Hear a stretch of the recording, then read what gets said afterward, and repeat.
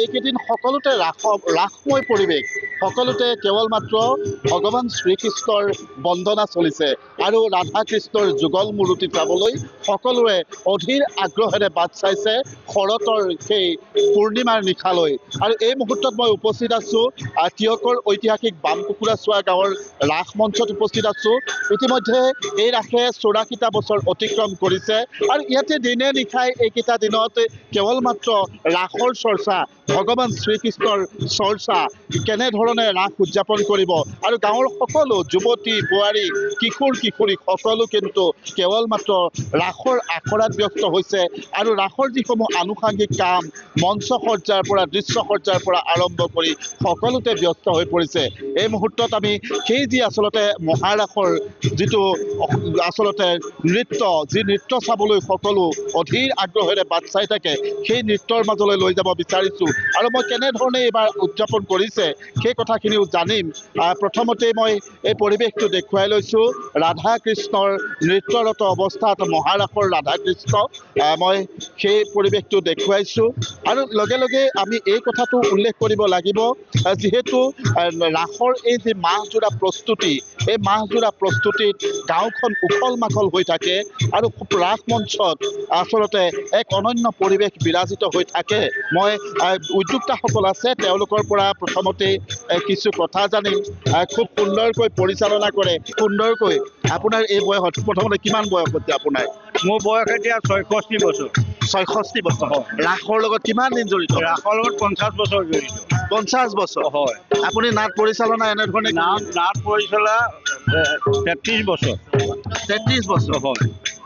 একেবাৰে ৰাস হৃদয়ত আছে? ৰাস হৃদয়ত আছে, কাৰণ এতিয়া এই বয়সত এই ল'ৰা ছোৱালীৰ লগত খোলটো লৈ কাণত লৈ নচাটো যদি ৰাস হৃদয়ত নাথাকে নাচিবতো নোৱাৰি, পাৰি জানো? হয়। গতিকে ৰাস হৃদয়ত থকাৰ কাৰণে এই সৰু সৰু ল'ৰা ছোৱালীৰ লগত নাতি প্ৰথমতে বৰ্তা, এতিয়া ককা হিচাপে ইহঁতৰ লগত নাচিছোঁ, ধেমালি কৰিছোঁ ৰাস হৃদয়ত থকাৰ কাৰণে। এইবাৰ কিন্তু অলপ গাঁওখনৰ পৰিৱেশটো কিছু সেমেকা দেখিছোঁ, সেয়া আচলতে প্ৰাণৰ শিল্পীজন নথকাৰ কাৰণেই নেকি? হয়, জুবিন গাৰ্গ নথকাৰ কাৰণে বহুতখিনি সেমেকা। ৰাস যেনেদৰে আখৰা হ'ব লাগে, ৰাসৰ উদ্যম যিমানটো থাকিব লাগে তাৰ প্ৰায় 50% নাই বৰ্তমান। নাই। হয়, কিন্তু আমাৰ বাৰ্ষিক সেৱাভাগ পৰম্পৰাটো ৰক্ষা কৰিব লাগে, সেইকাৰণে ৰক্ষাটো কৰা হৈছে আৰু কৰিব লাগিব। নিশ্চয়, সঁচাকৈয়ে গুৰুত্বপূৰ্ণ কথা। যিহেতু মহাৰাসৰ আখৰাৰ মাজতে এইগৰাকী 33 বছৰে জড়িত হৈ আছে ৰাসখনৰ লগত আৰু তেওঁই কৈছে যে এইবাৰ কিছু উৎসাহ পূৰ্বৰ তুলনাত কম। কেনেকুৱা দেখিছোঁ ৰাসত ব্যস্ত হৈ আছে? হয়, ব্যস্ত হৈ আছোঁ।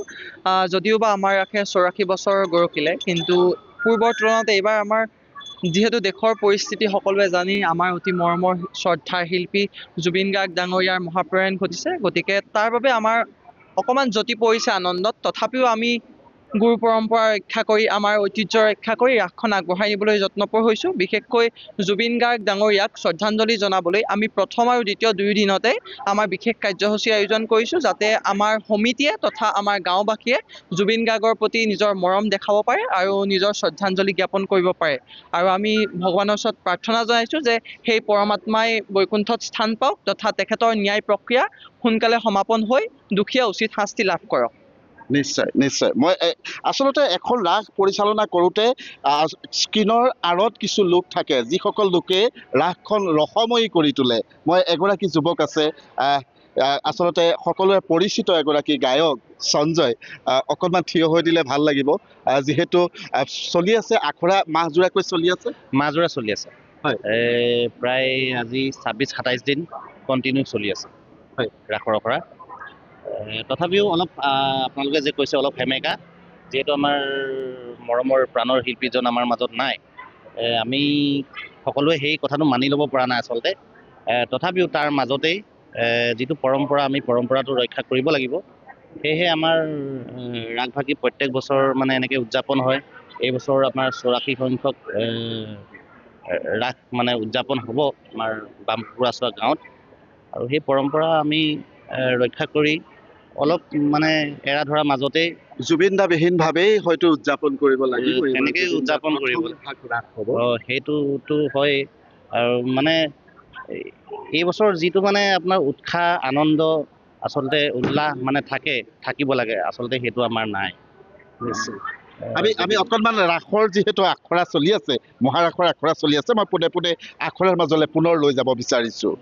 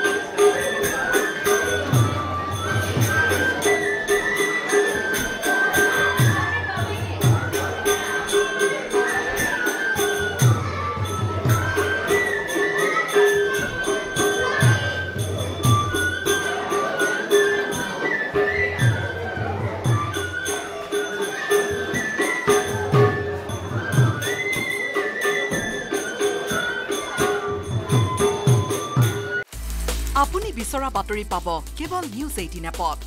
নিউজ 18 এপ ডাউনলোড কৰিবলৈ স্ক্যান কৰক এই QR কোড। গুগল প্লে ষ্টৰতো পাব এই নিউজ 18 এপ।